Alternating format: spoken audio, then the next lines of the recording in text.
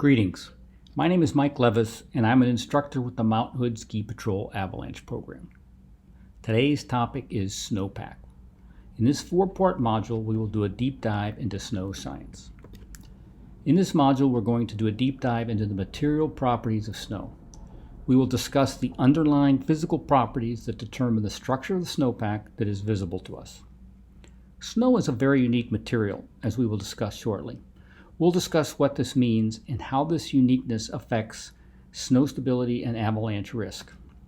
Throughout this discussion, you will be given supplementary material to read. Please make sure you read this material and don't get behind. The fire hose of snow science material is just starting. Snow is a very unique material. It's mostly air with an ice grain skeleton and a touch of liquid water. You have heard of avalanches referred to as wet or dry in previous modules. This refers to the amount of liquid water in the snowpack.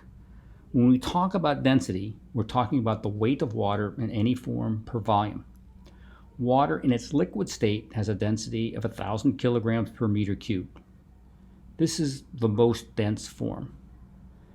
As we introduce water in other forms, for example, solid ice, the density of the sample decreases.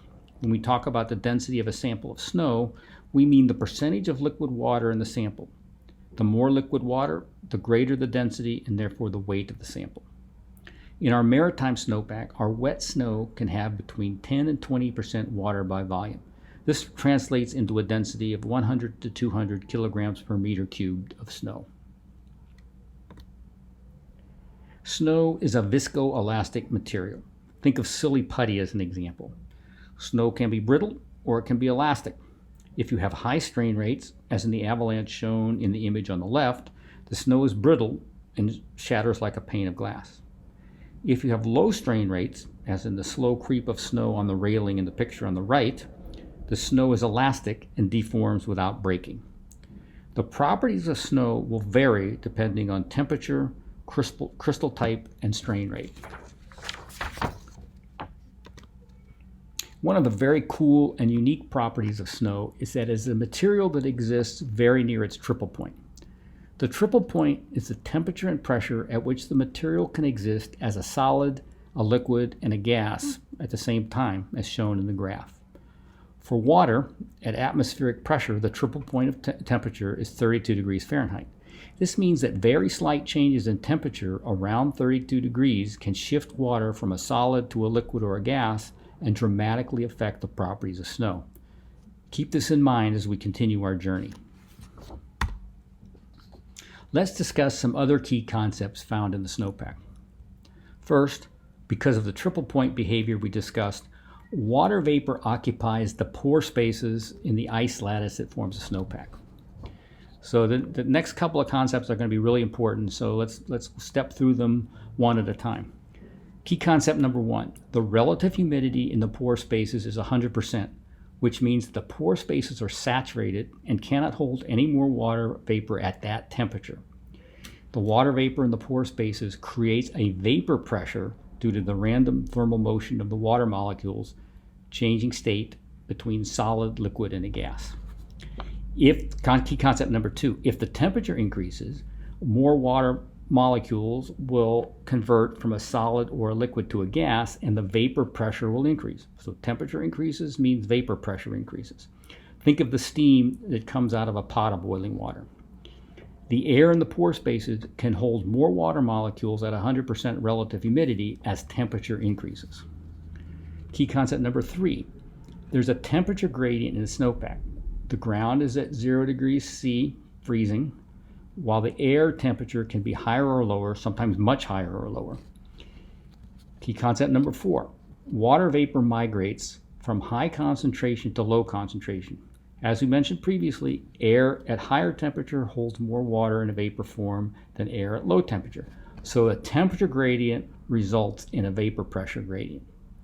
The magnitude of this vapor pressure gradient determines the crystal type in the snowpack. Let me repeat that. The magnitude of the vapor pressure gradient determines the crystal type in the snowpack. However, we can't easily measure vapor pressure. So what we do is we use temperature gradient as a proxy for vapor pressure gradient, since we can easily measure this. Therefore, it's the temperature gradient which we measure, which determines crystal type in the snowpack. This is key.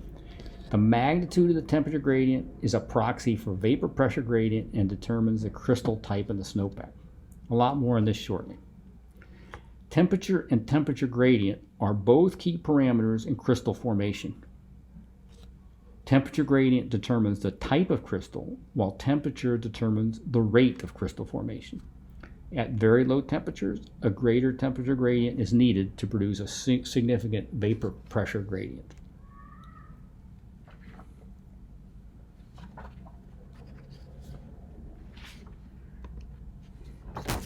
So to summarize our discussion so far, temperature gradient drives vapor pressure gradient in the snowpack. High temperature gradient, greater than 10 degrees C per meter, when combined with high temps and low density snow, results in facetted crystal formation in weak layers. Note this water vapor gradient drives the fusion of water molecules from areas of high vapor pressure to areas of low vapor pressure. This results in a transfer of water molecules from ice crystals in high pressure areas to crystals in low pressure areas. Think about this.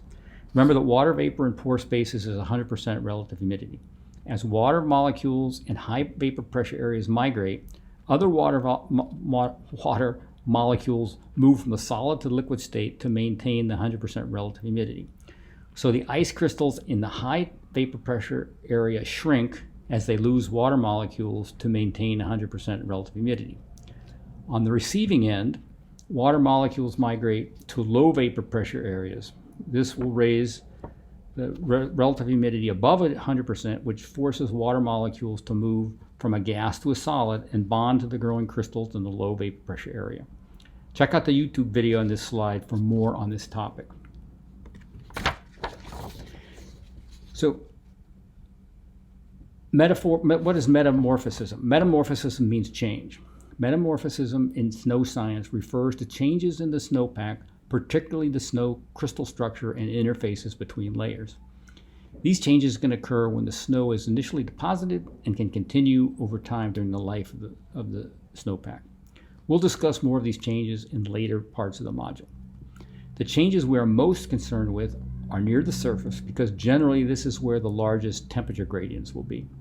This is particularly true in the Pacific Northwest since our snowpacks tend to be quite deep. The changes we're concerned about are driven by weather and snowpack conditions.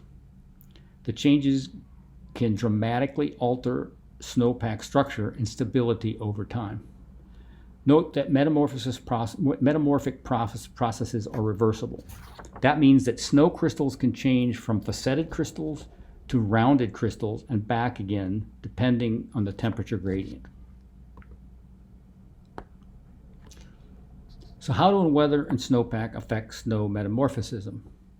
As we mentioned before, there are three key variables that we need to pay close attention to. Temperature gradient, which drives vapor pressure gradient and ultimately determines what kinds of crystals are created in the snowpack. Temperature, which determines the rate of crystal formation. Note high temperature in this case is 32 degrees Fahrenheit. And snow density. High density crystals, high density snow, think hard packed wind slab, has very small pore spaces and limited room for crystals to physically grow.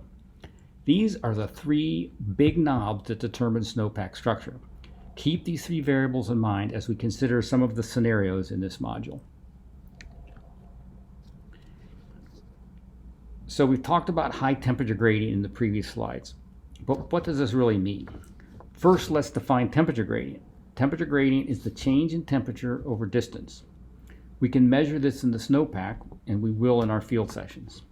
The critical temperature gradient to keep in mind is 10 degrees C change over 1 meter of snow depth.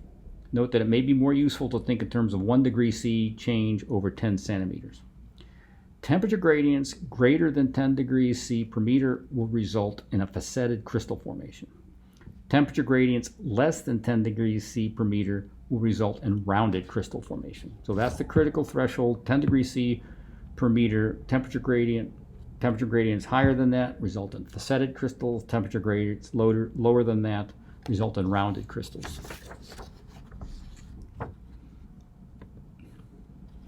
So we've given you a lot of material. As we go forward in subsequent modules, focus on the three big knobs. Temperature gradient drives crystal formation. Gradients greater than 10 degrees C per meter drive facetted crystal formation. These are a reversible process, and crystals can convert from rounds to facets and back again based on temperature gradient. Temperature controls rate of crystal formation. Very cold temperatures require greater temperature gradients to drive metamorphosis and crystal formation at similar rates as warmer temps. Density affects crystal structure by limiting space for metamorphic changes. There's a lot here, and it's the core of our snow science discussion. If you need to watch this video again to grasp all this, please do so before moving on.